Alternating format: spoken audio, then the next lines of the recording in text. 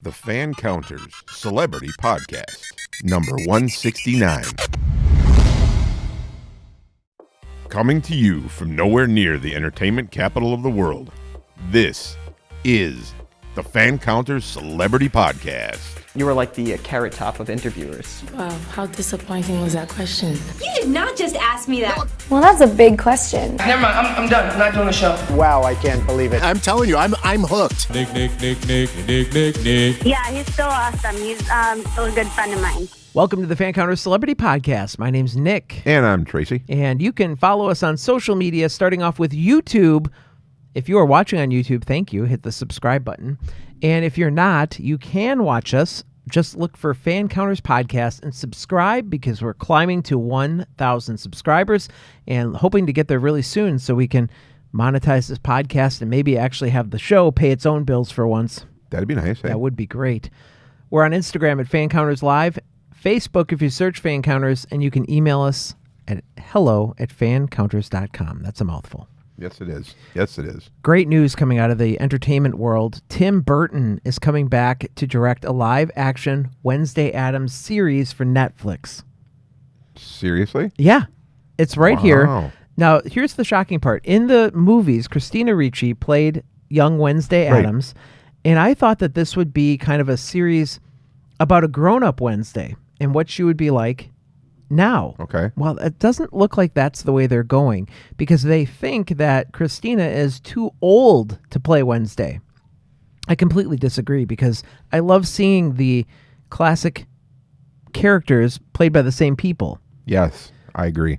Now, they did the Sabrina series on Netflix. That was the Melissa Joan Hart series. And they cast, obviously, somebody very much younger because they put her back in high school.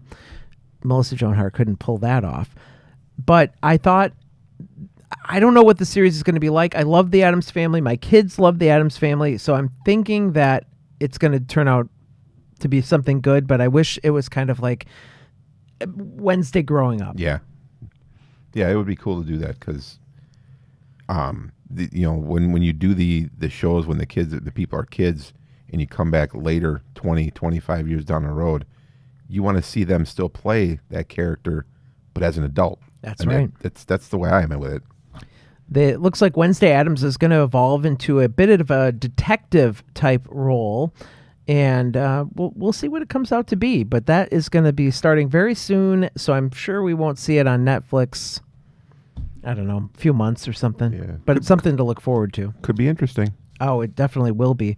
And then in the world of sports, this story is just going to shock you, Tracy. Uh-oh. Tim Tebow is retiring from Major League Baseball. Did he have a Major League Baseball career other than in the minors? He had a minor league baseball career. I didn't know that. No, he didn't.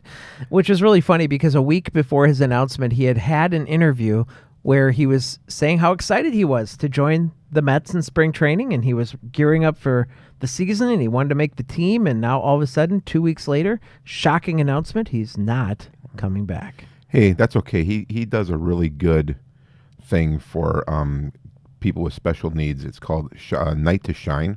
Oh, and it's amazing, and he can focus more on that because it's a great thing. Tim Tebow's a good guy. Yeah, I don't think baseball is ever his forte. I saw him like some videos of him playing, but he didn't seem like he was major league caliber. No. So hopefully he'll go on to better things. But I just thought I would make that major announcement on his behalf. He's leaving baseball. As we get the season underway, we decorated our set. We've got the racing sausages. Tracy's in his brewer attire again. And I've got some sports memorabilia over in the corner over there. Oh, I'm pointing in the wrong direction, but that's right. Whatever. That's okay. Anyway, so we're looking forward to the baseball season. Hopefully we can get some fans in the stands. You talked to the Brewers. I did. I talked to the Brewers on the way here and was told that they don't have a decision made yet, but it hopefully is coming soon on whether they're going to have opening day in person or not. Well, in person with us today is a guest that I'm pretty excited to have because he was on a show in the 90s that I watched called Dawson's Creek. It was a WB show, and he played the friend of Jack, played by Kara Smith, but he had scenes with all of the Dawson's Creek gang, and he knows a friend that I have. Like, he knows one of my friends. That's cool. And you were a fanatic of that show, weren't you? Well, that goes pretty far, but I did enjoy it. I rewatched it about 6 years after it went on the air and thought it held up pretty well. So, well, you also went out to like where it was filmed and stuff, right? I did. I went on a road trip to Wilmington, and I saw the filming in action. I think it was season 2 or 3, and that was pretty cool. And had a run-in with Katie Holmes, which we'll talk again about. If you've listened to previous episodes, you've heard the story before, but Bourke hadn't heard it before, and he's got his own stories about Katie Holmes. So we'll talk a little bit about her and soap operas and brand new movies. And yeah, he's busy. He's a very busy guy. Yeah. Yep. And he's even going to sing the theme of Three's Company. Yes, he will. All right. So this is Bourke Floyd, star from Dawson's Creek and All My Children and many, many other shows and movies. And we will follow up with him right now on the Fancounters Celebrity Podcast.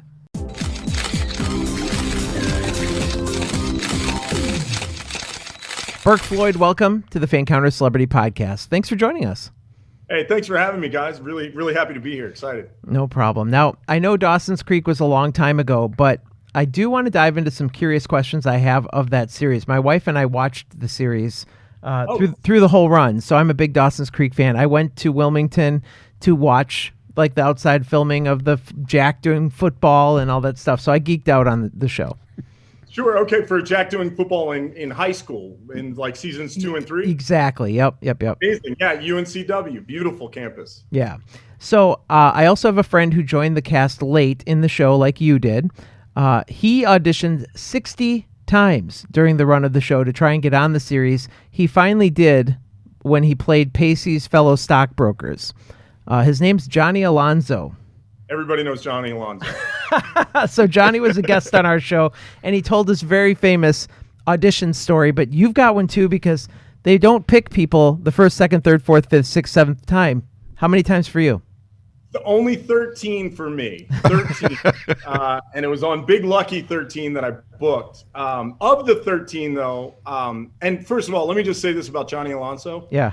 That guy, everybody knows him because of his hustle, because of his commitment, because of his skill, and in fact, because of his talent. But just all of those things, that dude will forget more about how to work this business the right way than I will ever know in my life. He is amazing and such a great dude.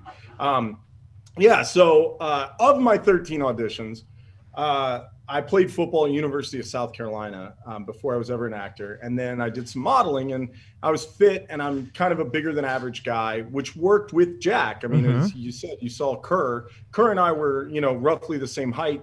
And I got down to about I lost some of that muscle mass that I had earlier when I first was auditioning for Dawson's. And it literally looked like I was going to beat everybody up. Like you know what I mean? The first couple of roles I auditioned for, I was like, well, this looks ridiculous. Like I look like I should be, on Muscle Beach and, and I was never that big, but just in comparison, it just didn't play right. And I got it. I understood that. And so then I was like, okay. So then I got down to the weight that would work, even though I was still tall. And at one point I got to audition for guy who says, hey, I just lit my fart on fire. And didn't book. Oh, man. And didn't get that role. And so when my agent called, or my manager actually called and said, hey, Dawson's wants to see you for this recurring role. It's a contract role. You should, you should really go out for it. Obviously, it's a short notice, but they really want to see you. And I was like, no chance.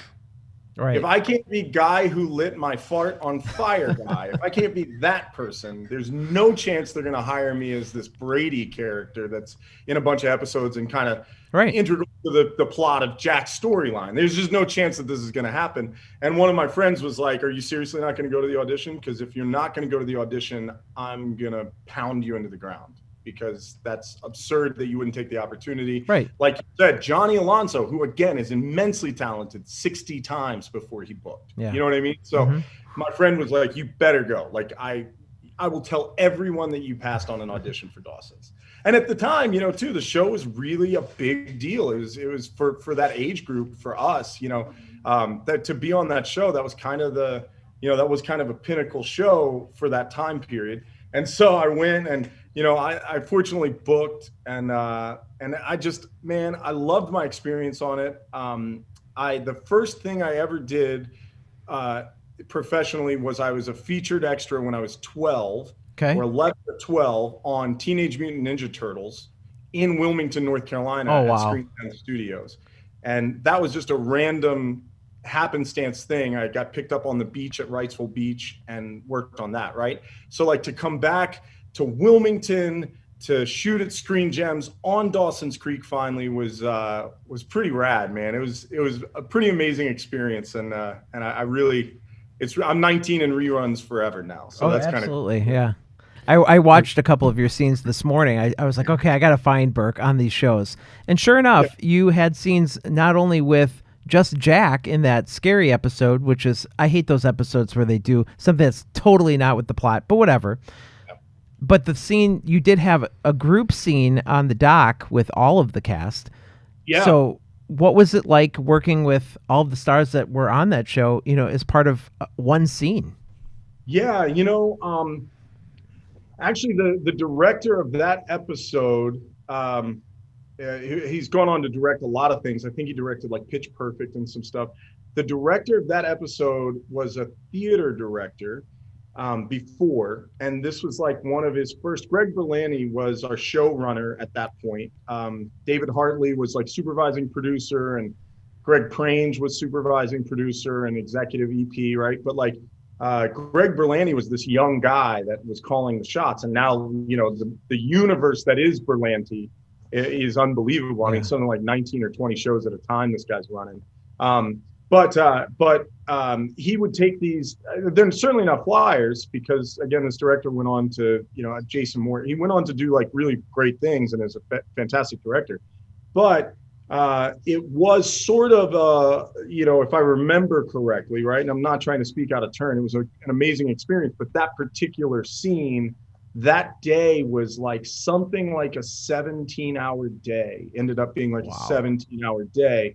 Which, cry me a river, there are people there are nurses that work 24 and 48, firemen and stuff. So I'm not, there are teachers that work 15-hour every day. So it's not like, I'm not like simple, but in the acting world and in the film and TV production world with all of those unions, a 17 or 18-hour day is like, you can hear the cash register ringing in the background, right? And like David Hartley had come to set towards the end. He's now the showrunner on, or one of, I think Antoine Fuqua was the showrunner, but Hartley is now one of the executive location producers for Resident, which is also a great show. So and films in Atlanta. But it was this balancing act. And actually, I will confess something only to you guys. This will be the first time I've ever told the story. This is the truth. This is the only time I've ever told the story.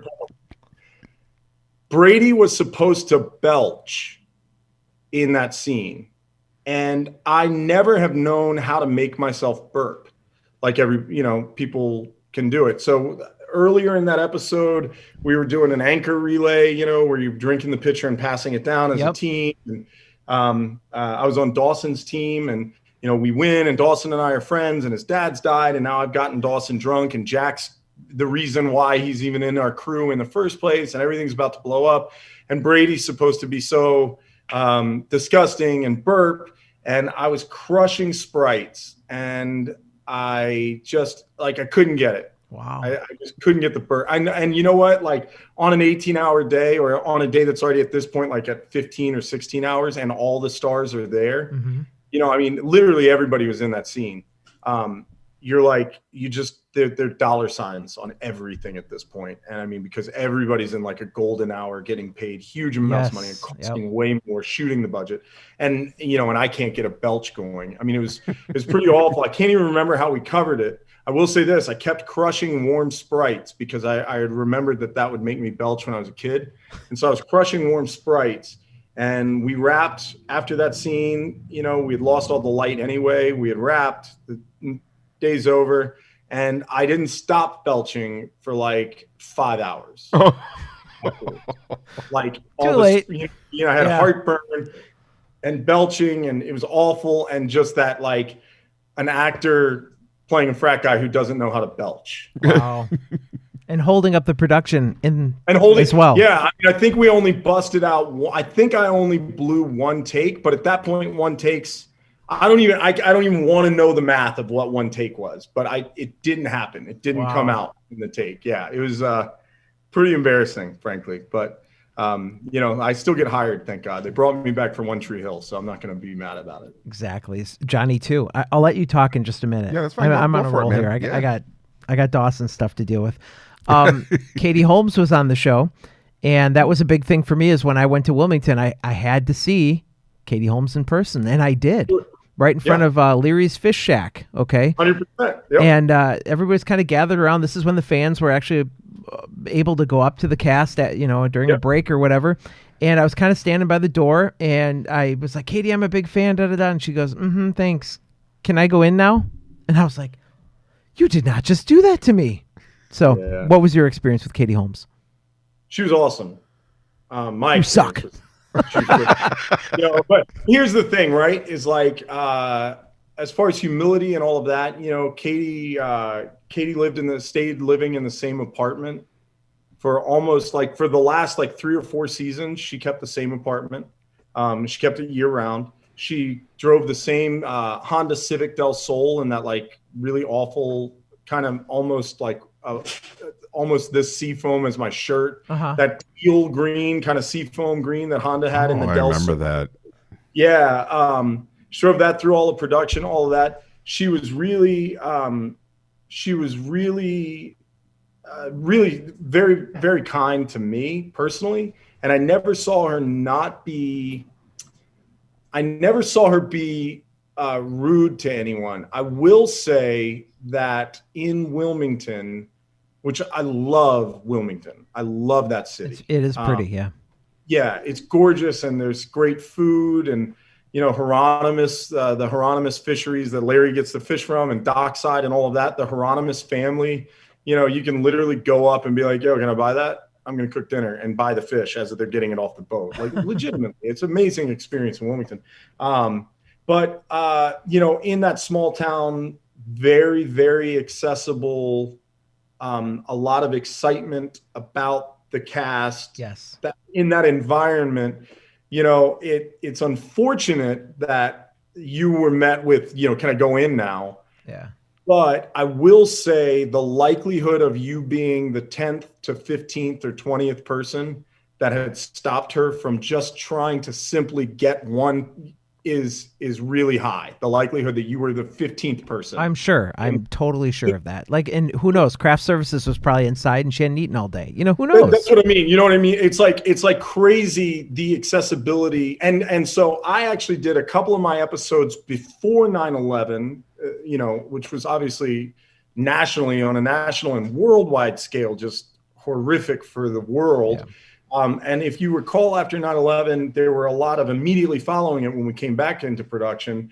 We were delayed for a little bit, obviously, and then we came back in. If you remember, there were just a lot of we kind of similar to now a little bit in what's safe and what's the right way to handle things and what's the dangerous thing and what's not. And so we all had security assigned to us. Just as as some sort of production liability insurance or whatnot that Sony, Columbia TriStar, who owned the show, assigned us security. I remember that. And I remember that my driver thought my name was Bart and never got it. I remember he called me. He's like, Bart. I was like, it's a Bourke. Yeah, Bart. Hey, man, for Daubers Creek, I'll be picking you up in the morning at 6 a.m. Don't be late, Bart. Don't be late. I was like, it's Bourke. He's like, right, gotcha, Bart. Talk to you later. I kid not. And I come out, and there he is in the car. He's like, hey, you Bart? I was like, man, I am. Yes. Time to own it. Now. Just for the rest of my stay, I'm gonna be Bart. I think. I guess that's how we go. But yeah, the whole cast, the production down there. I was on a show called Going to California that was on Showtime Network, and we shot that a lot of different places around, predominantly in the Southeast, Georgia and Florida a bunch, Tampa area. But we shot in Wilmington. We shot an episode in Wilmington. The Naked and the Nude we shot in Wilmington as well. So it's cool that it was at the time Wilmington was really hopping. Yeah. Not only an actor, you're a model, or you were a model, and you were actually approached on the street, which is really a crazy thing. Did you think that you were being targeted for a scam at that point? I mean, how did that interaction work out for you? 100%. 100%. I totally did. I was walking down the street. I was coming from the gym. I was walking down Christopher Street, Soho area, and in Manhattan. And I was coming from the gym, so I had like my cross, my bag thing, and I think I was wearing like a sleeveless thing. I mean, I had a shirt of some kind on, but it was a workout shirt or a running shirt, And this woman came out of right next to Yellow Rat Bastard, which was like a really cool little shop that they had right there. Right next door was this Mediterranean coffee place that I would never go into because I didn't know how to make the coffee. Like, you know what I mean? I had no concept of what I was even looking at. Yeah. She came charging out and stopped me and said, I'm sorry, are you a model? And I said, no. And she, I was like, no, not why. What do you mean? What do you want? And she's like, okay, well, I'm sorry. I just had a client and you're exactly what I just got off the phone with a client, just hung up and saw you and you're exactly who he was describing. And it's just, I was like, okay, look, lady friend, I might have moved here yesterday, but I wasn't born yesterday, and I'm not gonna have it. And you can't have my money. And exactly. I don't need classes. I don't need classes, and I don't need to know how to have pretty feet to model tube socks. She's like, yeah, okay, well, that's a lot. You're a lot. But here's my card because you really are exactly what he described just a second ago, and maybe give me a call if you change your mind. And it was Katie Ford from Ford Models. Wow. I was like, yeah. So I do improv scenes also. I don't know if you liked it, but that was just I'm goofing around Katie Ford. And it was true. There was initially Abercrombie and Fitch had like Bruce Weber shot all the Abercrombie and Fitches at the time, and the catalogs were very model. And he had just literally, I found out later, truly had just, in the coffee shop, she was on the cell phone hearing from him how he wanted all-American, athletic, bigger guys. And there you were. Yeah. Do you know what I mean? Like, yeah. I mean, as funny as it sounds, like she was like, give me a second. I just totally put my foot in my mouth though. And I mean, I Forrest Gumped my way through my entire life somehow or another. Miraculously, magically, it's worked out. I have no idea. Well, that got you a lot more jobs too. Not just the one.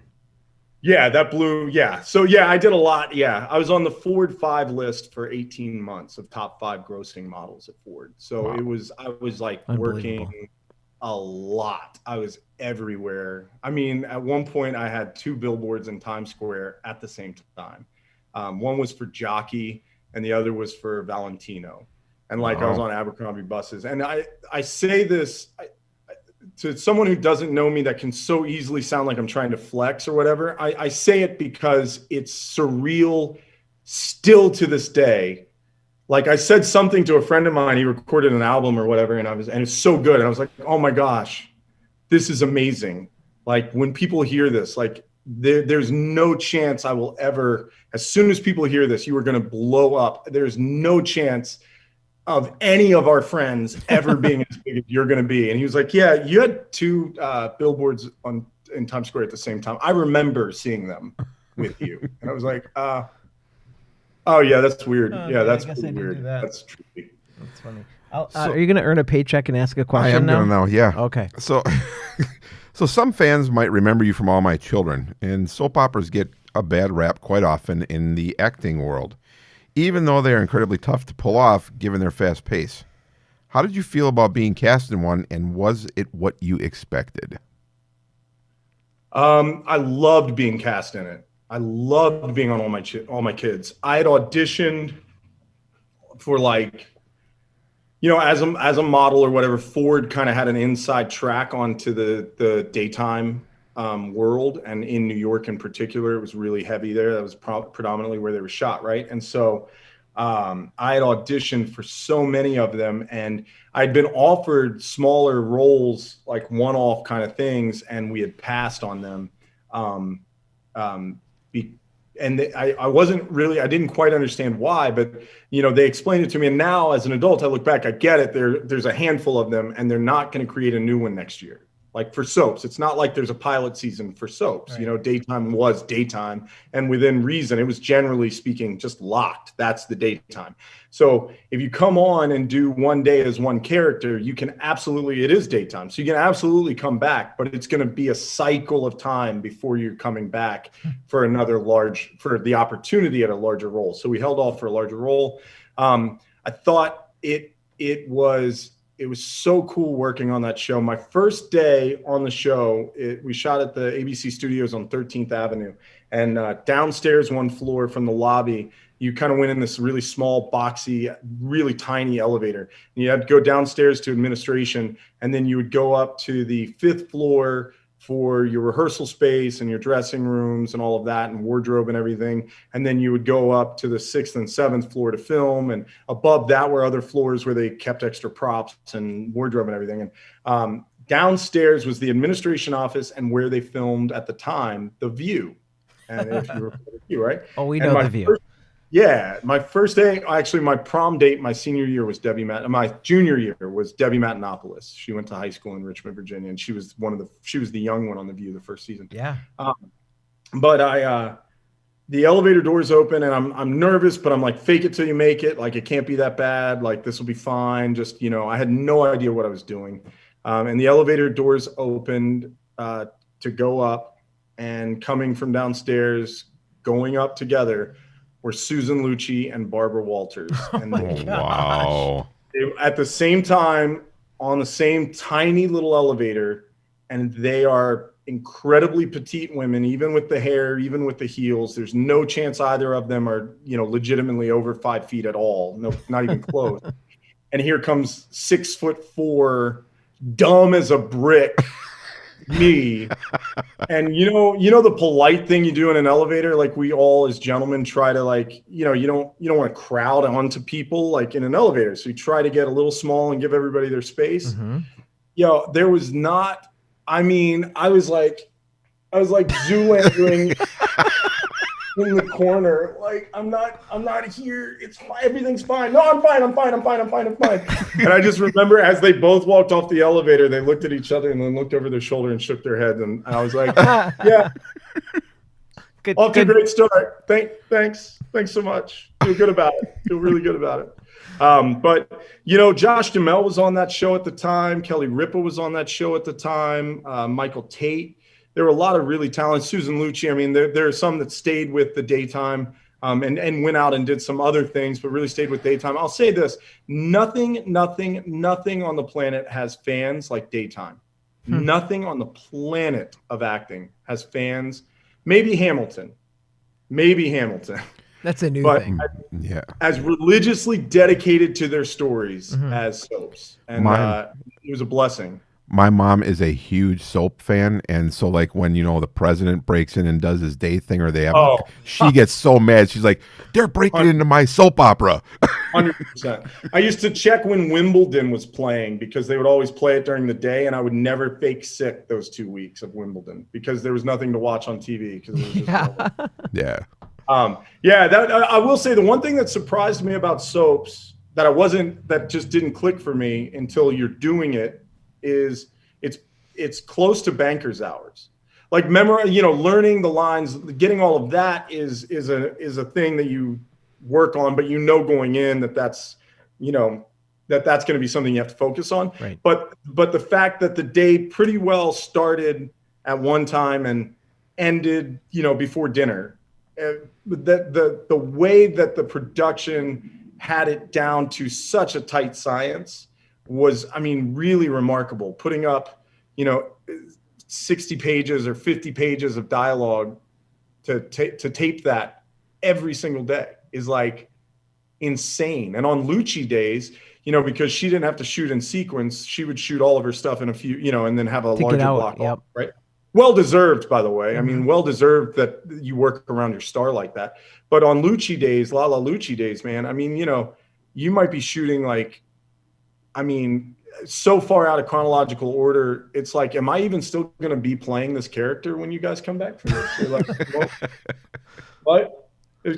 Cue the evil twin. Can the evil twin for me now? Tag out? Got it. I mean, but really a great experience, and really taught me how to be professional on a set, man. Like, just keep your mouth shut and work. You know what I mean? And that's the only way you can get that much done in that little bit of time. Right. Bourke, I know that you're on a press junket and we only booked you for 30 minutes. Do you have time to actually talk about the new films that you've got coming out? Absolutely. I would love to. Thank you so much for extending me. I do appreciate it. Well, I've heard a lot of your podcasts you've done recently, and everybody's asking, well, what about the 10-year gap and all that? I'm like, go to another show if you want to hear that. Let's talk about some new stuff. Appreciate it. So as a podcast host, I always struggle with the fact that I don't really like my guests to swear on my show. I don't really, I want my kids to be able to hear this and not, I don't have to worry about, oh, that word's coming, or anything like that. So you've got a film coming up called Peach Cobbler. You've hinted that it's similar to American Pie. And so my question is, what do you feel about telling your kids you're in a movie that Dad's in this, but you really can't see it? So what do you think about that? Nope. Nope. You'll never know about that one ever. He's going to be 55 being like, my dad said he was in some movie called Peach Cobbler, but apparently I'm going to Men in Black him every time he stumbles. Nope, that never happened. Yeah. No, it is not. It is not kid friendly. I'm not gonna lie to you. Not even a little bit. It's funny. One of my really good friends, Josh Server, was on the original Nickelodeon's All That, and we've been friends for like 15 years or something, and love that guy. Mm-hmm. And he'll pop up as an adult still because he's a part, he's such part of the foundation of that Nickelodeon family. He'll pop up occasionally on shows that my son still loves to watch, right?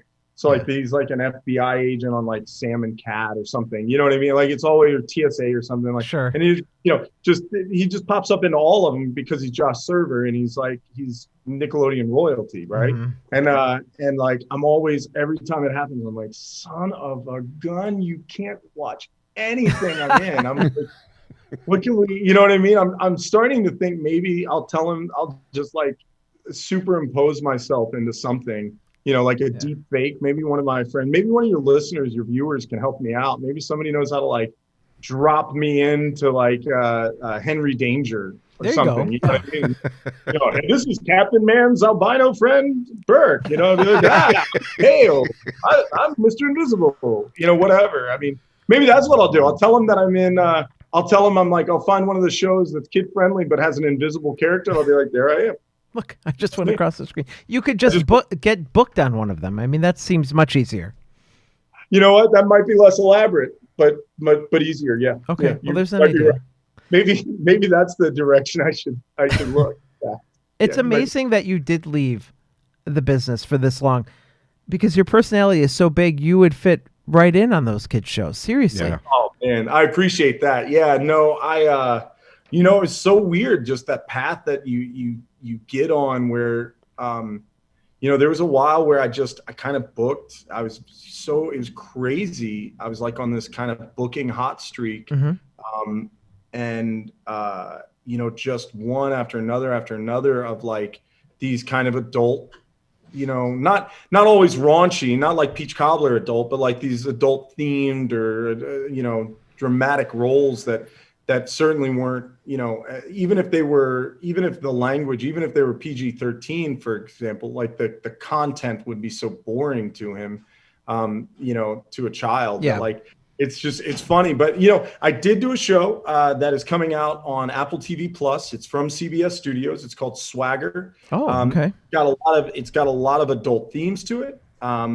I think we just had the deadline release the cast, so I'm allowed to talk about it. It might have been, it might not have been listed, but I'm allowed to talk about it now.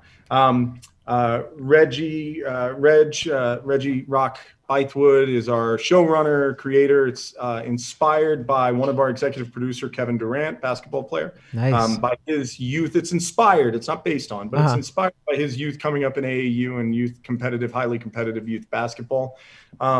And while there are certainly some heavy themes, certainly some poignant themes to it, there are absolutely, there's still high school kids playing basketball in this thing, and there's still some really cool elements that, like, again, it's about selecting the right clips for him. But, like, he loves Big Mama's House too. He loves that. Yep. So, like, there are some that he absolutely can watch. It's just not a lot of them. And in that one, he loves that. Big Mama gets me in the groin. I mean, he laughs and laughs and laughs. He thinks it's the funniest thing ever. And I'm like, yeah, this is great, good. This is what serious actors do, son.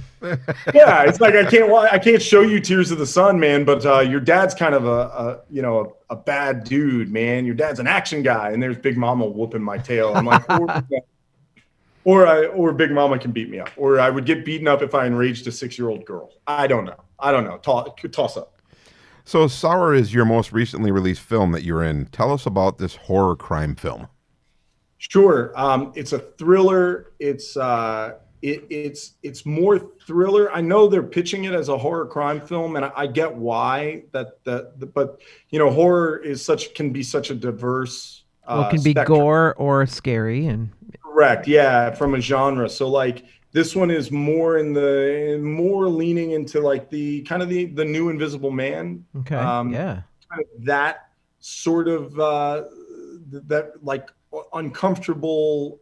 There's certainly some domestic elements to it that are really, like, poignant and current and uncomfortable as well, and awful and, like, scary, and then there is this horror aspect to it, but that's like sprinkled in, and it's such a cool, the concept for it, the way that Clay Moffat, the director who also wrote it, and Adam Berardi, who was the EP on it, the way they shaped the storyline and let it be organically, let it just kind of hang as, like, this potential energy of jump scare, but never delivering the jump scare until they did. Yeah. It was really cool the way they kind of slow played it, but it's not that it's a slow movie. It's got a lot of pace to it, but the pace is more uncovering elements of the mystery than it is about the horror part. So it's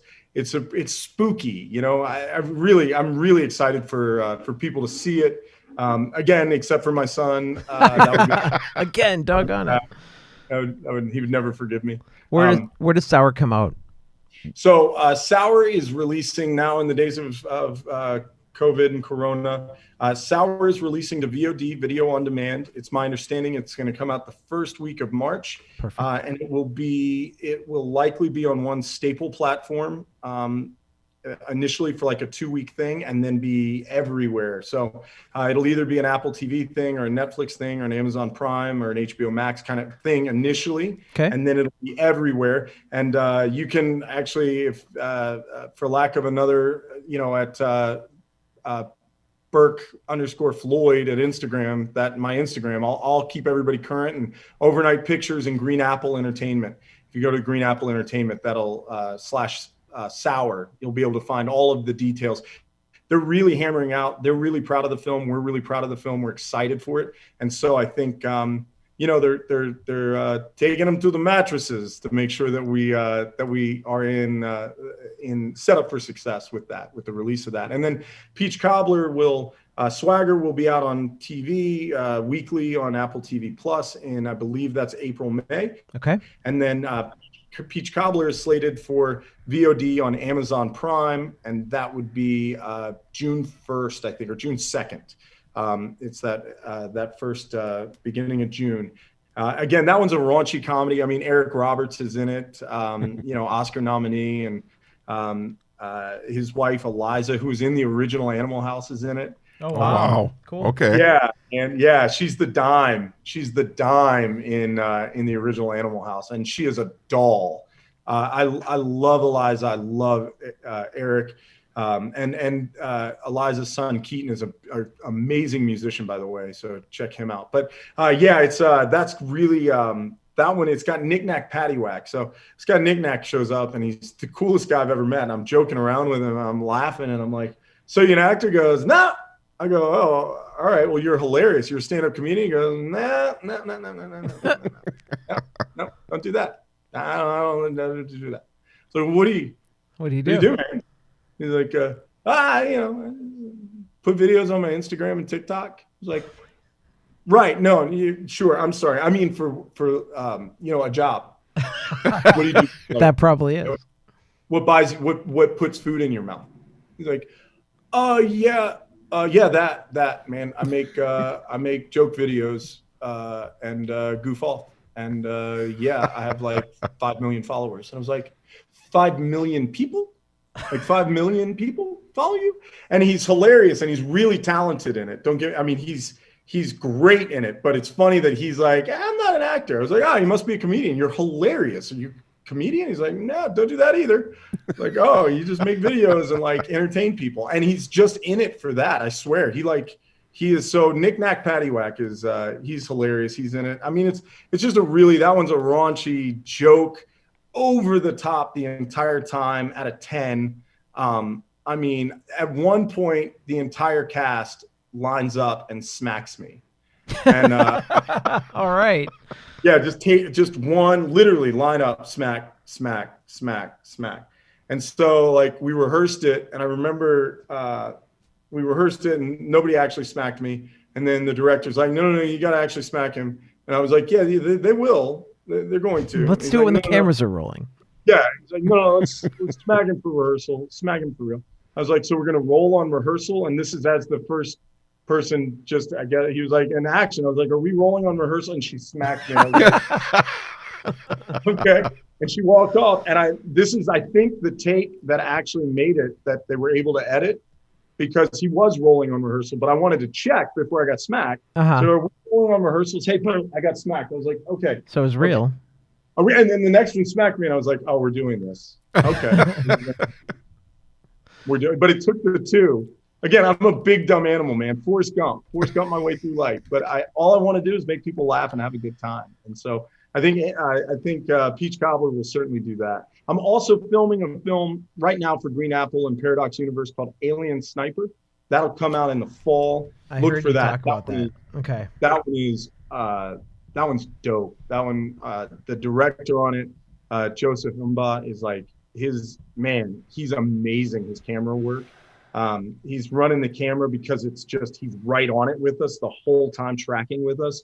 Very much like the opening of Extraction, the Chris Hemsworth thing that the Russo brothers did, like just right in and following the beats of action with it.